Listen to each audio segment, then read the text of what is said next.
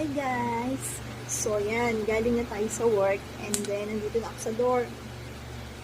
And tapos na tayo maghakbat. Ngayon naman, ang gagawin ko is, syempre kahit naghakbat na tayo, naghilamos, syempre madumi pa rin yung face natin, di ba? So, ito yung ginagamit ko sa face. Kita nyo ba?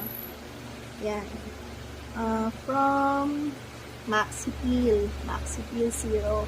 Ito kasi yung nakakatanggal talaga ng pimple ko. Dati kasi napakadami ng pimple ko. But, nag-try ako nito tapos, yun, lagi ko na siyang ginagamit. And, totoo, nakakatanggal talaga siya ng pimple. Sa akin yung pimple ko, kahit tubo lang niya, tomorrow, pag ginamitan ko nito, tuyo na yung pimple ko. So, yun lang naman sasabihin ko sa inyo.